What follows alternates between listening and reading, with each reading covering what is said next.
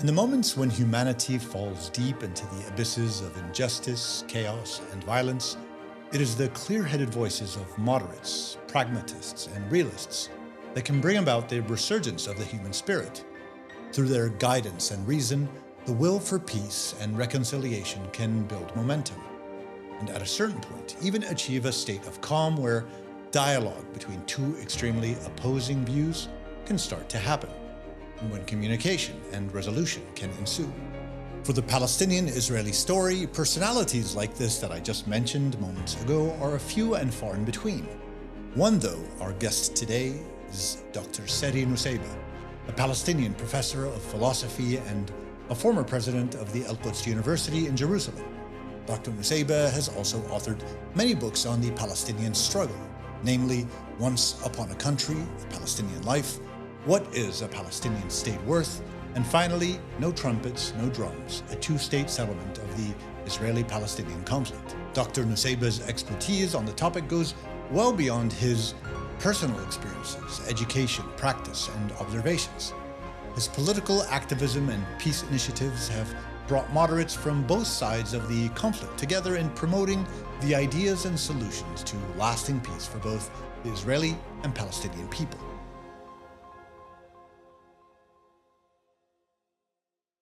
Sari, thank you so much for joining us at the Candide Chronicles. We've looked forward to this conversation for quite some time, and I hope it goes well and you enjoy it as much as I'm very sure we will. Well, I hope I will as well, and that you will. Sari, I'd like to start with the element of perception and how perception of reality is a major condition that regulates the narratives and eventual support for either the Israeli or Palestinian cause.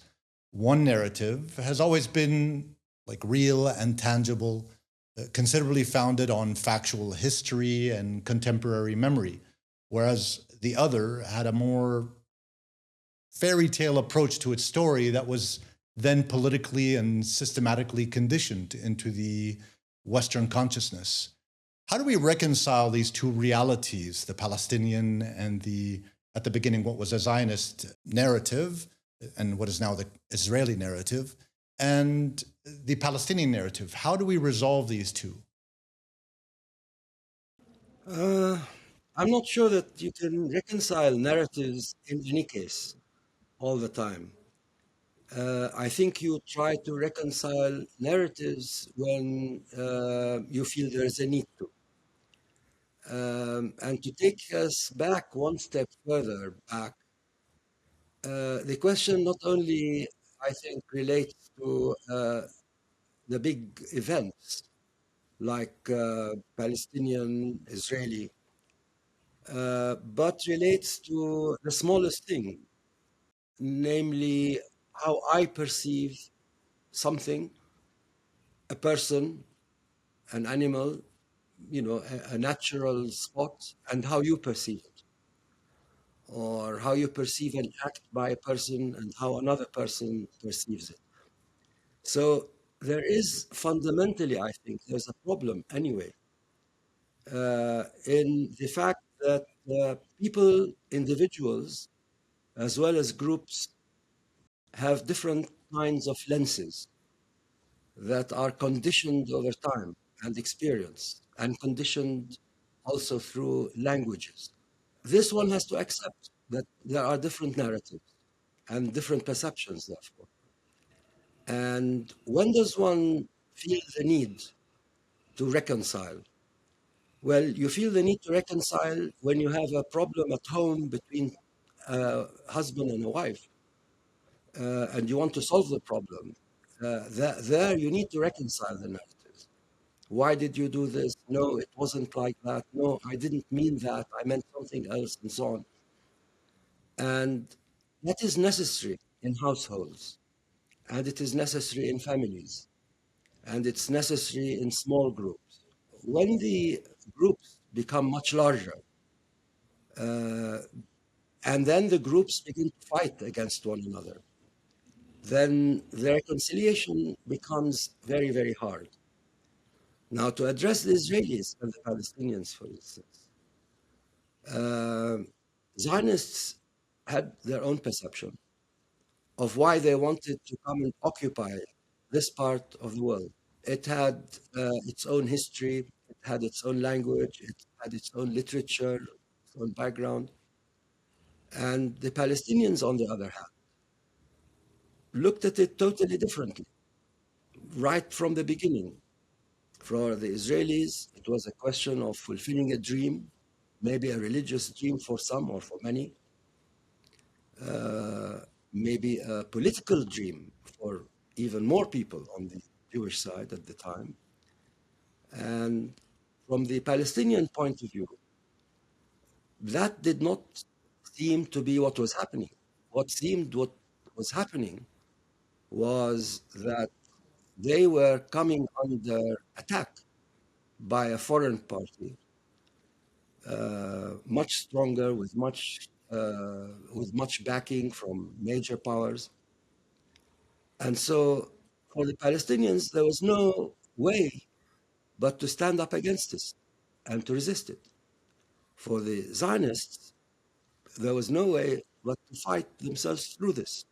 And of course, the conflict then creates its own reality, if you like, or it creates new versions or narratives of the evolving reality. And I'm not sure we can ever really reconcile this.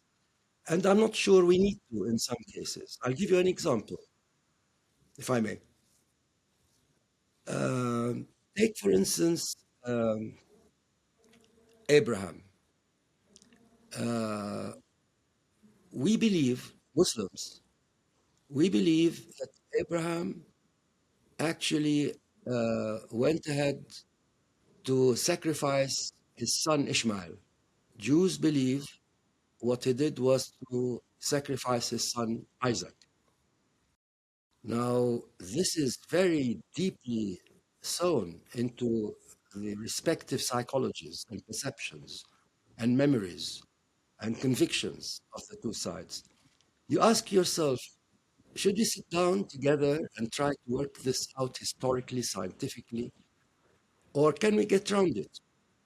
Now, why would you want to get around it? You'd want to get around it because you think maybe there are more immediately pressing issues, like can we allow the people, the Palestinians in Hebron, to live freely, happily, peacefully?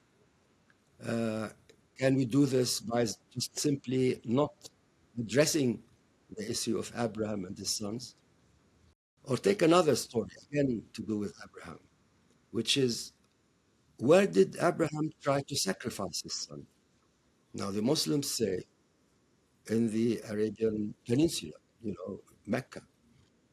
The Jews say he did this right here in Jerusalem, right there on the rock, which the Muslims believe was the place that the Prophet came and visited on that night journey.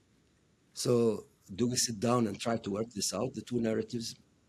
Not sure we can ever get an answer. But what we can do is, if we see some prospects for a good future for the two peoples, by in fact simply shelving those issues and looking at more practical matters, like how I live my life, do I have my rights? Does he have his rights? Can we have some kind of equality? Then I think it makes more sense to push in that direction.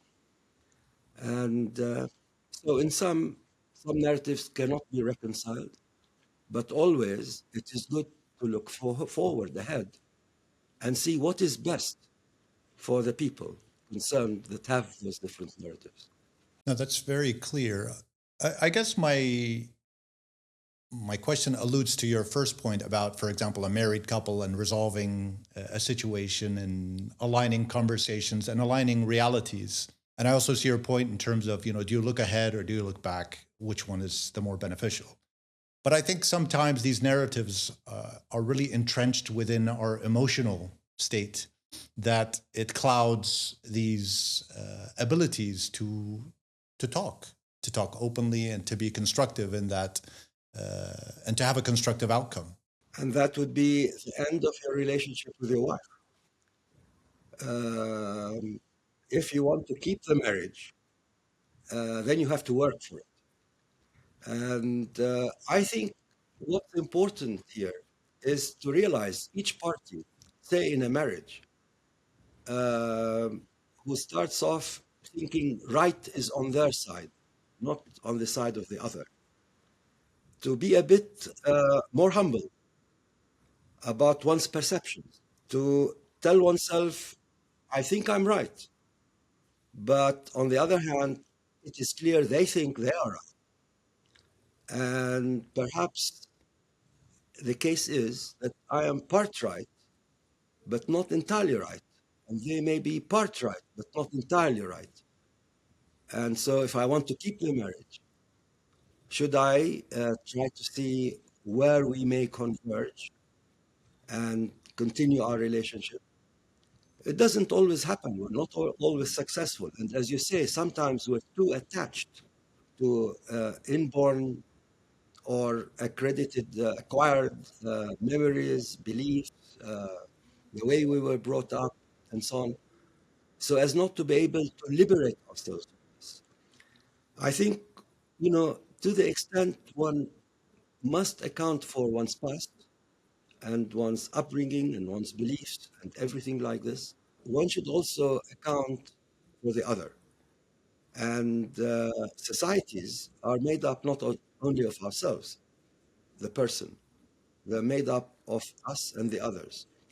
And to go back to perceptions, if we have different lenses, which I believe we do, so we, definitely see things differently from one another. Definitely. Even the smallest thing, as I was saying earlier. You see somebody walking across the street and you're walking along with your wife, and something, flashes through your mind, telling you that's what I'm seeing, but flashes through her mind, telling her that, which is something different, is what she is seeing. And we normally try to put things together. I'll tell you about the chair, for instance. Do you know the chair story? No, I don't. Please elaborate. Yeah. So, so this is an example, you come across in your first year studying philosophy. So the point is, you sit around the chair, there are three or four of you, and you're looking at it. And clearly, the sense data that's coming out of the chair affecting your sensory perceptions. And the sense data that you're receiving, by definition, being in the place where you are different from the sense data the person sitting next to you or opposite you is seeing seeing it, is having it, or receiving it, even though they're looking at the same chair. So I look at the chair, he looks at the chair, and we agree we're seeing the same chair, but actually we're not seeing the same thing. And actually, even more surprising, we can really, really never see the chair in a kind of compound way because we're always in one place or another. We do not have a comprehensive. So, what are we agreeing on when we say we see the chair? It looks more like an agreement on seeing something virtual, not real. So, that's how I look at the differences in view between people. I have to understand the fact that I don't have a monopoly over perception, that I'm limited, as are the other people. And given this, that we both have the responsibility to try and relate to one another in case of what we think we see, in order to make a life for ourselves, not divorce. Yeah, I love the analogy of a marriage because sometimes you have to bite the bullet even if you think you're right.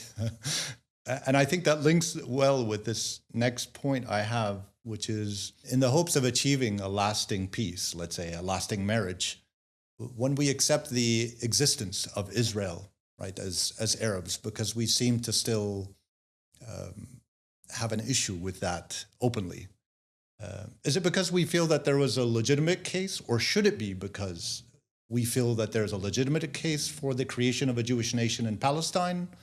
Or is it an acceptance post facto, and actually where a stronger power forced upon you this reality? Or does it even matter? Well, at the end of the day, I'm not sure it matters at the end of the day, because as I was saying, one has to look ahead. I mean, life is not what you yourself created. You were created in life. So you're created in conditions, and you have to make the best of those conditions. Uh, if you had been had more power, maybe you would have created something differently. But you weren't in power. Now, the other thing I want to say with respect to this is that I'm not actually very convinced or persuaded by the argument that people have rights naturally, whether Israel has a right to exist or whether the Palestinians have a right to exist. I'm not sure I'm convinced that anyone has the right to exist, even as individuals. I don't think we as individuals have individual rights to exist. We exist. And then we try to create rights positively in our attempt to organize our lives together. And I'm not sure how aware maybe you are of this distinction between what they call analytical statements, which are true by definition and are therefore true necessarily. Like, for instance, a circle is a round figure, or bachelors are unmarried. These are statements that are true by definition. They're necessarily true by definition. And statements, on the other hand, that are circumstantial, historical. For instance, that there are 9 planets. It's not something that's there by definition. It's there by experience, by experiments, by perceptions. Now, when you come to something like, I have the right to exist, or Israel has the right to exist, or the Palestinians have the right to exist, immediately it becomes apparent that this is not a statement of the first time that is necessarily true. You realize that actually, if I have a right or Israel has a right, this right came afterwards. Now, how do rights come afterwards? Someone like Kant, his book on permanent peace, says, for instance, finally, 2 parties get together, 2 neighbors, 2 neighboring countries, and live at peace with one another.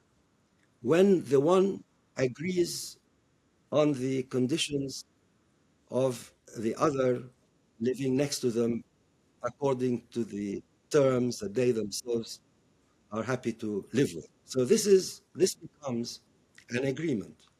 The agreement, it sort of sets the right of this country and that country on the basis of that agreement. Now, since the Second World War, we have the United Nations. And the United Nations comes in place of agreements between neighbors, like in the past. And so if you look at the United Nations to try and see what laws, what rights they give, that you must abide by because you are a member of the community of nations, you see the United Nations in our case has said back in 47 or 48 that there will be Israel, the Jewish state, and there will be the Arab state, and that Palestine will be divided like this. And in a sense, it confers the right, if you like. It confers the right on the Israelis and on the Palestinians. But what has happened in the past 70 years is that we haven't yet formulated an agreement between us. We're not happy about how things have evolved since that particular partition plan. And to tell you the truth, the only reason we haven't really come to terms is that at first, neither side, or neither the one side nor afterwards the other, synchronically came to agree to just divide the country into two parts. So we're left in a fixed system. But it's still possible for us and the Israelis, theoretically, of course. Now the situation is far more difficult, but it is still possible theoretically to find some kind of partition. Or if we can't, okay, so look further ahead. And maybe further down the road, we can find a way to live together in the same state and just divide up the rights among human beings as individuals rather than as national groups. And this might happen, 10, 20, 30, 40 years down the road. Uh, but we have to be humble on both sides. I think the Israelis at the moment are proving themselves to be excessively greedy, if you like. And the Palestinians, on our turn, are proving ourselves to be unbelievably resilient to any kind of pressure that's on us. So it's not something that's solvable in the way it exists today. Sari, can I ask you just a personal question? What did you ever have that anger, that reactive emotional state towards the Palestinian crisis? Of course, yes. Look, I mean, take for instance the last year and a half in Gaza. Um, I live as part of a community. The community is in pain, of course, more in Gaza than in the West Bank or in Jerusalem where I am. But I share the pain that the people have. And, I look around me, some people are more broken down by it than others. And some people are 24 hours on the screen, seeing what happened. And if you see a baby being starved or being torn to shreds, people will look, throughout the video that you are presented with to see exactly what is happening. I try to stay away from that, to protect myself. As it works, as it matters, as it stands, I have a sister. I have two sisters, but one of them is more like me. She stays away from seeing these things. But the other is somebody who, from the morning till the night, is just looking at those things and suffering. He's suffering. And I keep telling her not to. So she tells me, but how can I? I tell her it's very easy. Don't focus too much on seeing the videos and the pictures and so on. Pick up the news. Try to sort of get them in your head and try to overcome the pressure that's on you, like I do. She says, what do you do? I said, well, I have a TV at home. I never put it on the news. So she says, so what do you do with it? I tell her I watch Netflix in the evenings, and in particular South Korean episodes and series, romantic ones, easy ones that kind of simply prepares you to go to sleep. And I said at the beginning we're part of one nation, one group, and in this regard, I mean, people forget this, but every family almost has members in Gaza. And in my case, for instance, some of these members have been killed in the past year by the Israelis for no reason. I mean, some children. So you can't get out of it. But, I've been living here, from the time when the Israelis came, I was already here and I've stayed here. And we've gone through a lot of confrontation, a lot of struggling, a lot of pain, a lot of anger, depression, you name it, you go through all kinds of moods. But in my case, I've just learned to sort of manage my emotions and my thoughts and try to focus always on how to move forward. not to allow oneself to be chained by things one has not done oneself, and try to be master of what happens and what you do. And it works. It makes us alive. It makes us full of hope. It makes us resilient. It makes us, going after what we want. Not because we have a right, but because this is what we feel. I don't want my land to be stolen, full stop. Very simple. And I don't want to be treated like a second-class citizen or like a Martian or like someone who doesn't have any dignity. No, I'm a human being. And insofar as I'm this, I feel not less in being this than anyone else. And, I'll not let things go until I get what I think I deserve. I'm also interested in the anger I was referring to, but much earlier. For example, during your formative years, at the beginning, when you grew up as a young adult or an adult, how you experienced that and how you transcended that. Because I think no one can do what you've done in terms of reaching out to the opposite side and being a moderate and being an activist without making that journey. Can you shed light a little bit about that experience? Yeah. Look, so I grew up here. By saying here, I mean literally in this house. So I grew up here uh, with my parents, my mother belonging to a family which had been pushed out from within the Green Line, from places like Wadi Hnain, like Ramle, like Beit Hanun. My family was pushed out from there. My mother came from there to Jerusalem, where she was living with my father. Now, so I grew up.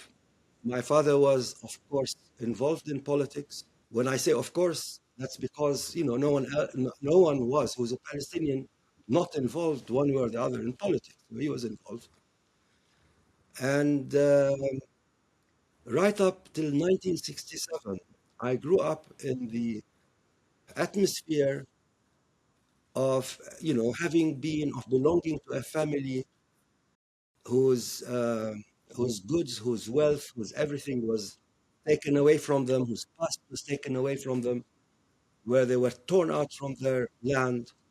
So I was a lot, there's a lot of anger there.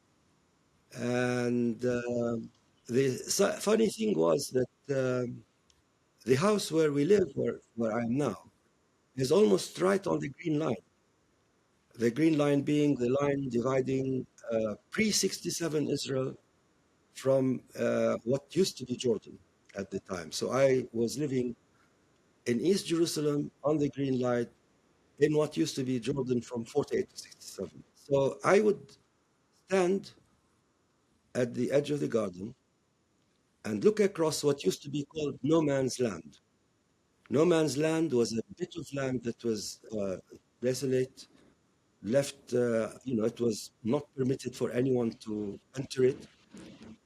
We were told it was full of explosive devices all over the place.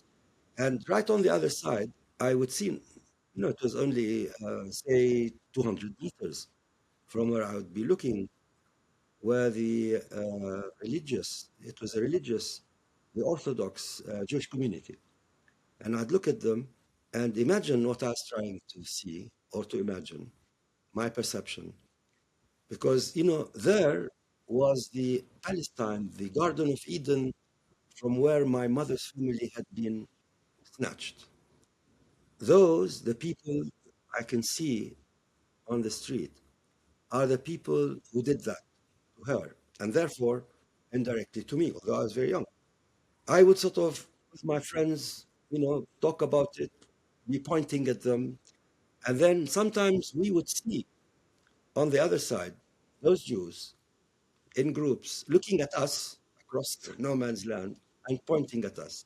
And then 67 finished, and the first thing I did when I came back was to jump over the wall of the garden and walk into no man's land and walk towards the scenery that I'd been seeing and looking at and wondering about. That was like a gateway into the past, into my parents' past, my people's past. So I would take a few steps at a time. I would stop, turn my head round, and look back at my house and where I had been sitting before or standing looking at Israel. Take more steps, more steps, more steps, until I got to the other side, right on the streets where, those Jews were standing when I saw them. And of course, from there, take another look again at my part of the terrain, so to speak. For me, it was a very important journey, a journey where I was trying clearly not to see only what I see, but to see also how I am seen from the other side. And it is a journey from that point on. I went on taking with Israelis. So I wanted to get into their society, to know exactly how they felt. Who are these guys, who kicked us out, who did this, who did that? How come they did it? What are they like? Are they different from us? Are they the same as us? And so I spent a long time, many, many, many years, making this journey. But by the way, to come back to the very beginning, I decided this is a journey one has to make even with one's wife or one's children. You have always to take that journey from yourself to the other person to see what the other person's point of you is, and to try and work out whether that's something that you can work with for a better life for both. So I got to develop this, and it never left me this need to look into the future, to get over the pain of the present and the past. It never left me. It was always emphasis on looking ahead. And let me tell you, I co-wrote a book with somebody from an Israeli university called Mark Heller. This was in 1991 or thereabouts, about a two-state solution.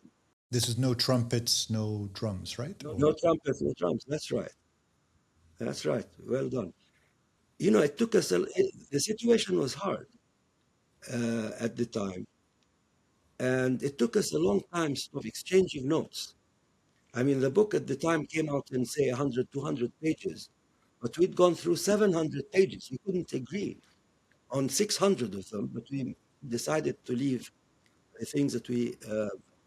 So the thing is, I read the galleys for the book when I was in an Israeli jail. Imagine. So there I wasn't put there as I felt for anything terrible I'd done. I hadn't done anything terrible, but I was put there under administrative detention, which is an old British thing, which is still used, by the way, where you can be detained, put in prison, and not tried for anything. I mean, people can accuse you at the level of security and the course of anything, but there's no trials. So I was there, and the galleys had finished by then, and my wife brought them to me in jail. And nonetheless, although I felt it was totally unfair. Not only everything they've done, everything, but also what they did to me. Nonetheless, I felt the galleys have to be read. I have to send them back, and we have to go ahead. We have to go and look for a better future for both of us, because there's no other way. It has to be done. We have to somehow overcome our differences, reconcile what we can, but shelf those things we cannot. If we can, on that basis, build a better future for ourselves. That's an example. Anyway. You mentioned two elements, I think, that are very critical in that journey. One is you were curious. That's number one. And number two, you were looking ahead. Do you think that's something we have to do as Palestinians and Arabs in general? Look at ourselves individually, that's from that same perspective that you had, and as well on a collective basis? I think so. I mean, I realize perhaps that a lot of us believe that our strength lies in our past, especially as Arabs. And today, we think our strength lies in the past. So we are shy about, timid about thinking we can create a better future. We can only draw from the past in order to give ourselves impetus to go forward. Now, something happened to me which was similar at the individual level, which is, I went, I studied philosophy at Oxford University. And, what we studied were things to do, none of it had to do with here, neither politics nor history nor anything, but it was general philosophy, European, Greek, contemporary. And in my final year, I wanted to continue studying philosophy. But, being an Arab and feeling my past is important, and how come, I'm being attracted to something that's not produced by me as an Arab, but produced by Europeans and so on. I started asking around people, friends, colleagues, and I discovered, in fact, that there are things that I can look at. And I was introduced to somebody who was at the time reading an old manuscript, an Arab manuscript, written by one of the scholars of Kalam, ilm al-Kalam, all right? And I mean, the guy is fantastic. I have all his 20 books until now here, volumes. I started looking at this, reading it passage by passage, together with the professor, of course, who was at the time reading it with a few students. And I started looking at it, and I was totally overcome. I mean, it was fantastic. And I told myself, wow, I've been reading all these modern philosophers and being overawed by them. And here, back 800 years ago, Arabs like myself were writing even better stuff. How is that possible? I fell in love with that guy. And then eventually did my PhD on a philosopher from that period. Now, I didn't leave philosophy in general, I went back to it, but I used both my heritage, intellectual heritage, the good part, the part that has to do with thinking, with reasoning, with logical thinking, that with the modern way of thinking. I put them together. And in my mind, I don't separate now between them. And I feel very strengthened, doubly strengthened, by having both traditions of reason behind it. And I think, therefore, in my case at least, it worked to look at the past, see something which you really admire, because it is something admirable, not because I'm an Arab and the guy is an Arab, but because it is objectively admirable.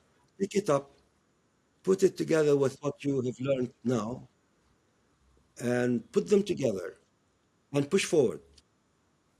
And you have to continue pushing forward. Um, so I think this is what Arabs should do, Pushing forward. pushing forward. I want to go back to the analogy of a marriage because I think it's fantastic in the case of this crisis. As a first step to reconciliation, usually one side needs or feels that there needs to be some type of an apology. Do you think there'll ever be an official and a comprehensive Israeli apology towards the Palestinian people? It's not totally impossible, by the way. It's not impossible. Even today, you hear voices in Israel, even from people in high up in the army, and people in society in general, really expressing horror at what's happening in Gaza now, and basically saying we must deal with this differently.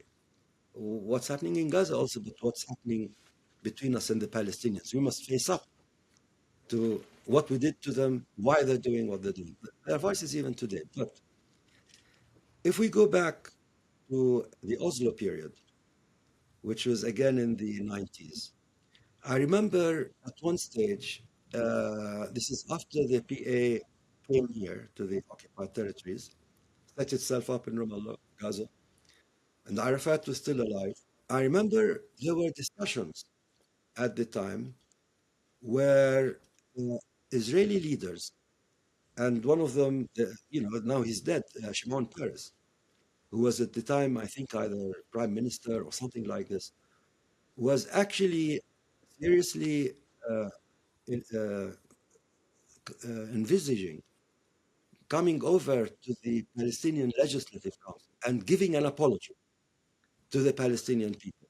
Now, I know this because I was involved in talks with people on his side and on our side to see if this, was when that was going to happen, and and what under what circumstances. Now, it didn't happen. I could see there was the readiness. I mean, they may not have been very sort of happy to do it. They were not jumping necessarily at it, but okay. But there was, you could feel there was something in there, and they felt it was necessary. And some people were beginning to consider it. By the way, the previous president of Israel, I can't remember his name now, but went to Kufr Qasim.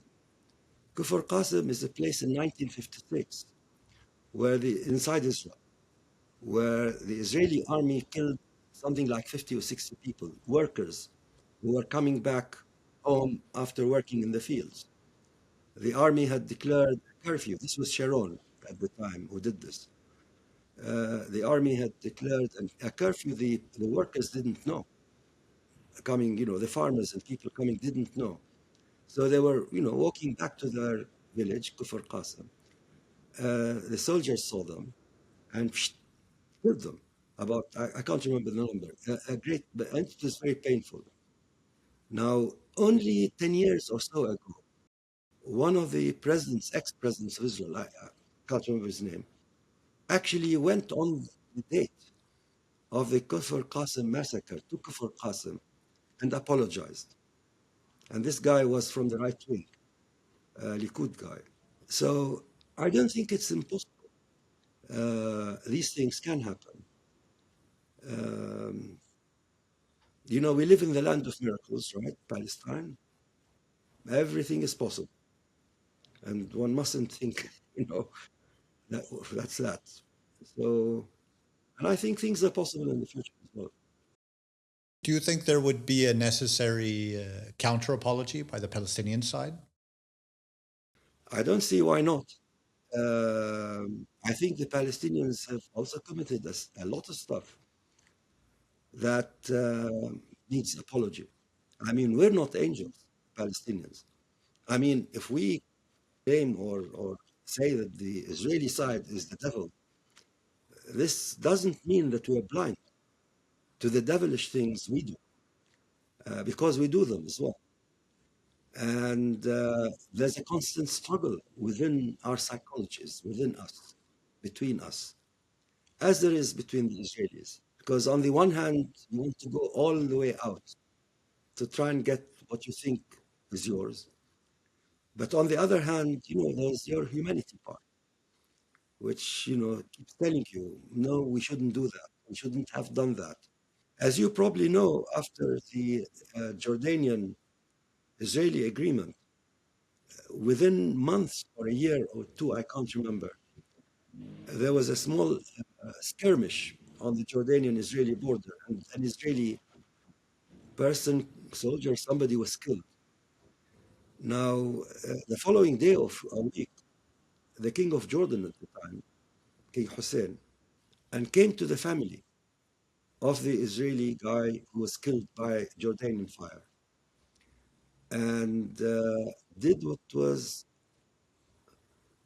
you know, honorable for him to do, which is to bend down and offer his commiserations to the parents of the soldier that was killed.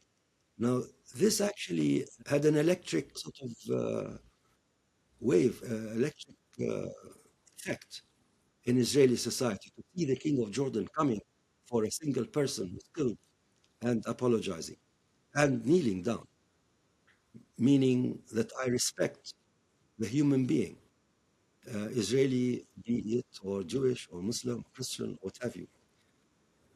So this is very important, and I think it should happen on our side. We should do it, and on the Israeli side, they should do it. Because, as I say, I mean, I think on both sides we've made mistakes.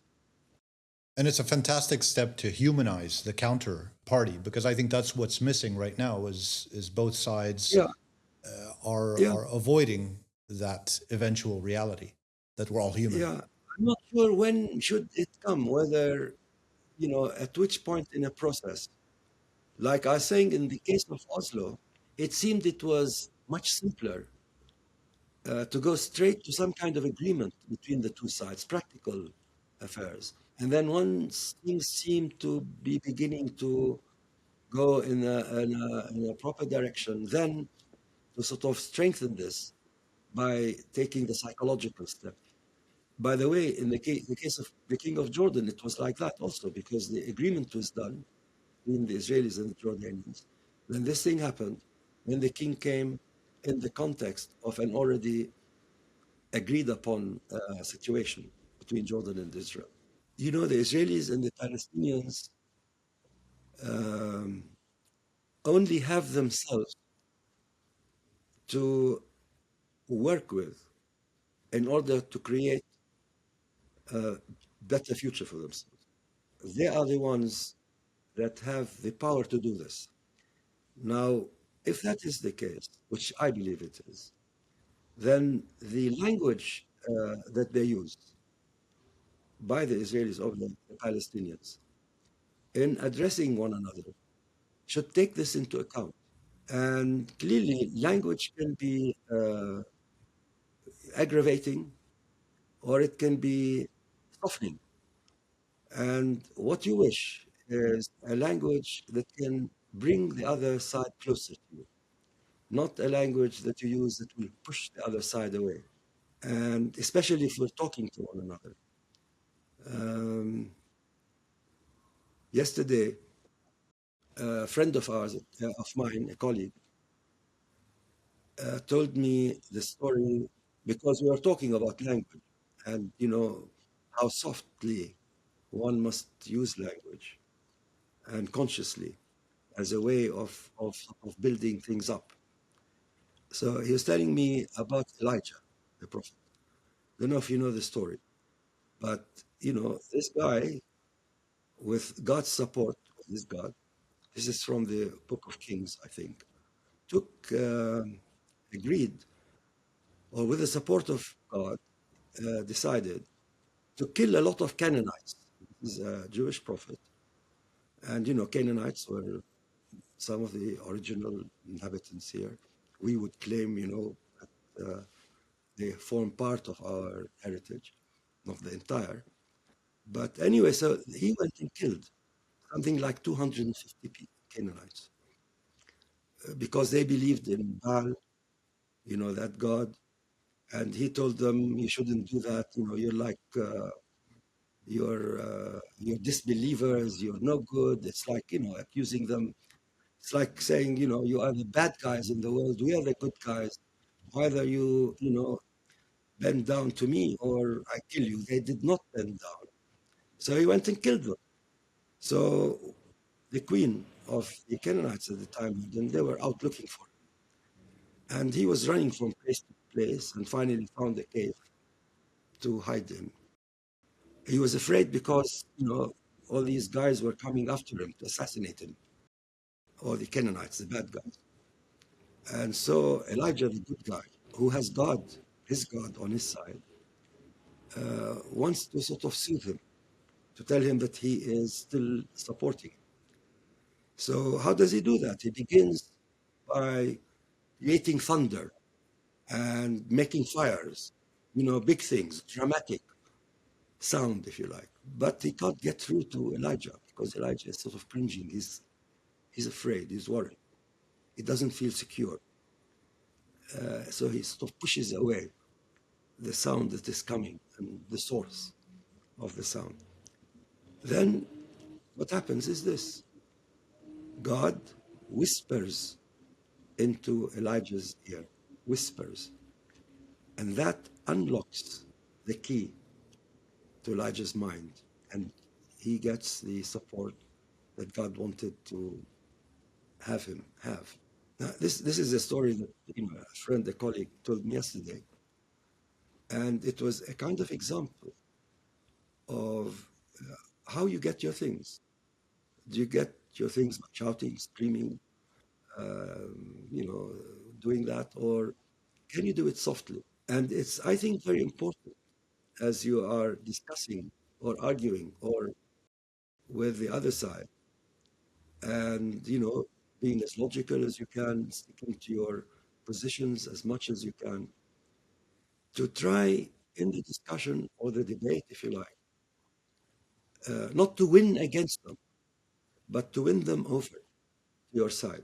There's a major difference between sort of scoring points against the other side and making them feel that you've scored the points against them, and making them come to see your point of view. Your interest lies in making them see your point of view. That's when you really win. I'd like to take this discussion slightly away from more of a psychological, psyche-based discussion to one about, we know about the two-state solution, we know the obstacles that confront it, but I want to look at the one-state solution. What's really needed from Palestinians, both within Israel and the occupied territories, as well as those in exile or in alienation, to support the acceptance of a single-state solution by the Israelis? Well, first of all, the Israelis are not suggesting or offering a one-state solution. No, I know. Yeah. So if the question is, how do you convince the Israelis of this, or do you convince the Palestinians of this? Now, I'm not sure all Palestinians are convinced of a one-state solution. Many Palestinians actually, and Israelis, just wish to be somehow relieved of the other, of one another. Yeah, that's true. I mean, the Israelis are not happy with the Palestinians living with them or amongst them. And the Palestinians are not happy with the Israelis living with them or amongst them. If you did a kind of website or whatever to see what Palestinians wanted, if they wanted a single state or Israelis a single state, you'll find only a minority, maybe, I'm not sure, but certainly not a majority wanting a single state. But that's one thing. The other thing is, let us suppose there's enough people on both sides that want a single state, that it makes sense for them to have a single state, which is how I started out believing as well, many years ago. The question then is, how do you go about getting that done? Do you do it through armed struggle? How would you do armed struggle? You, the Palestinians by yourself, or you and your colleagues on the Israeli side who also want a single state together are, struggling are in arms against the Israeli army? I mean, how do you do it? It's not simple. Or do you, for instance, hang about, wait several more years in the existing condition when Israel has actually made sure that it's not possible to have two states, and then start? Or do you, for instance, hang about, wait several more years in the existing condition when Israel has actually made sure that it's not possible to have two states, and then start working in terms of civil struggle? Now that would make more sense. Or do you, for instance, wait several more years in the existing condition when Israel has actually made sure that it's not possible to have two states, and then start working in terms of civil uh, struggle?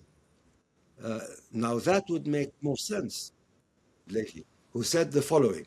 I heard it once in a speech he gave, that it's not like, you go into a pharmacy and ask them if they still have the two-state solution kind of left, if they're holding it. And they say, no, we've run out. So you tell them, well, do you have the one state, please, instead? So it's not like we have options that are there ready for the taking. Anything we want is something we have to think about and work for. And we have to think about what we want. And as I said, I think at the moment, the majority of Israelis just want to get out, get as many Palestinians as they can out of their sight. And likewise with the Palestinians at the moment. It's a very difficult situation we're living today in. So it will take time. So maybe the best thing now, if it's possible, and it's certainly more possible than one state now, is to see if we can get still a two-state solution, especially given the fact that finally all these great powers in the world, UK, France, I don't know who else, are suddenly saying two states, clearly, explicitly, which they didn't say for a long time. But maybe that will give us some push towards the two-state solution. And, once we have a two-state solution, maybe, 50 years, 100 years down the road, people will see that maybe it's better to have a single political system. But at the moment, Palestinians want to feel they are masters of themselves. Israelis want to feel separate and masters of themselves. So maybe some kind of separation now for a proper marriage later. The reason why I say single state solution, as you mentioned, land of the miracles, let's dream if we're going to dream. And I want to link it to your own personal family history, because your family kind of is an exemplification of this entanglement of multiple faiths in a land that lived with a lot of tolerance back 120, 130 years ago. So a single land, let's not say state, but a single land with a balance, a tolerance between Christian, Muslim, and Jew existed. Probably the only place on earth at the time, definitely not in Europe, definitely not in America, but it did exist. I'd like for you to shed light a little bit about that tolerance, that entanglement of your family being a Muslim family and its obligations towards Christian edifices and heritage sites and so on. Well, this country has always historically been a kind of hodgepodge of different civilizations. We go back thousands of years. And it's in the middle. It occupies a very strategic location geographically between East and West. It's had Greeks, it's had Canaanites, it's had Hittites, I don't know what it had, all kinds of things. And people merged. I mean, if you want to do a scientific investigation of the genealogy of the people here, you'll probably find that a lot of the people here, the Middle Easterners at least, have the same kind of genetic origins. But now, then you had the Muslims. The Muslims came around 800 AD. And to tell you the truth, the Muslims, I'm not saying this because I'm prejudiced, but I think they came with a more open-minded view. And, in Palestine in particular, in fact, some people already accuse the first caliphs of maybe being Christian or pro-Christian from very back early then. And although the Romans, before they were defeated, had actually prevented Jews from coming to Jerusalem, although they were in bits and pieces of Palestine, uh, after the destruction of the Second Temple, Jews actually started coming into Jerusalem because the Muslims were here and had begun to allow them. And indeed, there are some sort of manuscripts, Jewish manuscripts, that were written at the time that exclaim with happiness the fact that the Muslims have come to Jerusalem and therefore ended this period of total, you know, prevention of Jews to come to Jerusalem. And so, right from then, I think Jews, Muslims, definitely Christians, started weaving a life together. And, with Christians, we're not talking about just a single church. We're talking about lots of Christians because, the Eastern Church is many churches, whether it's Coptic or it's Armenian or it's Greek or it's all these. Later, of course, the Catholics as well. So all of these churches, on the one hand, the Jews on the other hand, the Arabs, the Palestinians, including, as you said, we claim as a family that we came right from the beginning, from the outset. That's to say, with the first coming of the Muslims. There's a nice story I keep telling myself. I don't know if it's true or not, but we also teach it, or it is taught. We were taught it at school that when Caliph Umar came to Jerusalem and was handed over the key of Jerusalem, first of all, the bishop of the church, Sophronius, did not actually think he was the major ruler of a major country that had come to take it over. They thought he was some kind of servant because he was actually leading the camel on which his companion was sitting. And the idea we are taught is that we as Muslims did not come to conquer, that in a sense Jerusalem is unconquerable. It's heavenly. Human beings cannot conquer Jerusalem. Unfortunately, nowadays, our visions are different, our perceptions are different, because there's a lot of competition over conquering Jerusalem. But from the outset, the Muslims' attitude wasn't this. So there's a lot of, I think, as far as I know, a lot of mutual work together. And it developed in this way. The only thing that I think primarily made the difference in our relationships, especially between the Muslims, the local Arabs, and foreign entities, were first, of course, the Crusades, the Christian Crusades.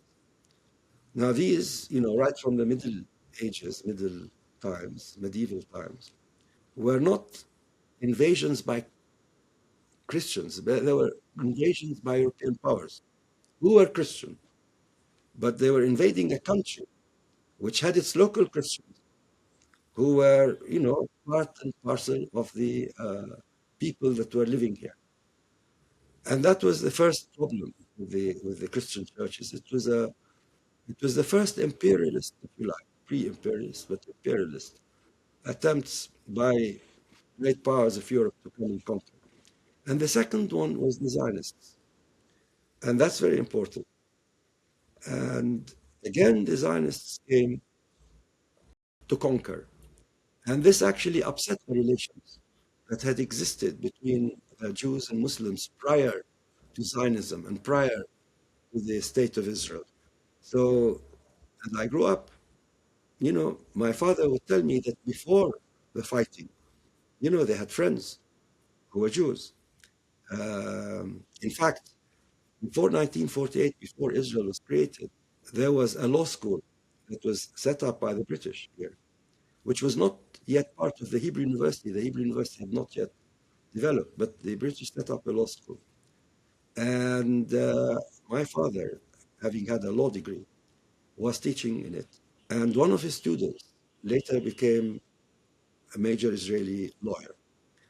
And many, many years down the line, much later, when I got arrested, it was this lawyer who was a student at the time to whom I turned to help me in the court case against me.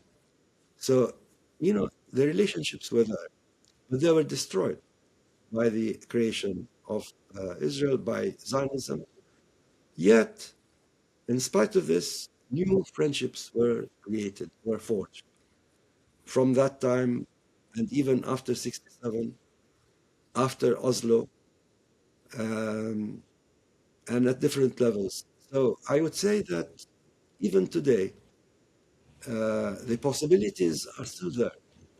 The sort of human feelings people have on both sides, not as politicians, that they find things in common with one another and that they can work together.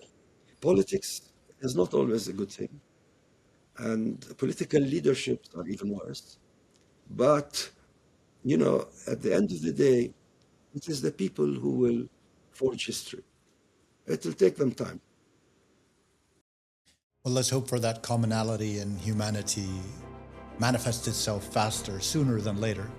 Dr. Nusseibeh, thank you so much for your fantastic elaborations, your wonderful knowledge that you shared with us, Thank you and very I much for hope you listening. enjoyed it as much as I did. Well, I did, and thank you very much. I'm happy and honored to be speaking to you and interacting with your questions, and I hope I was able to express myself to the best of my ability. You did indeed. Thank you.